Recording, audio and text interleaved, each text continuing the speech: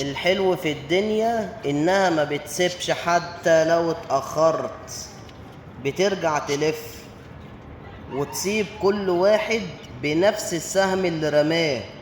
الظالم يتذل زي ما أذل، والمؤذي يتوجع بنفس الطريقة اللي وجع بيها، والشامت يتحط في نفس الموقف اللي ضحك عليه، والمسيء يدوق من نفس الكاس اللي سقاه لغيره.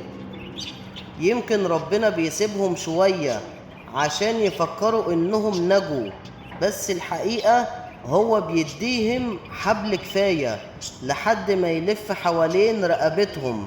فما تزعلش، الدايرة دايما بتكمل، وربك أعدل من كل عدل. ونعم بالله.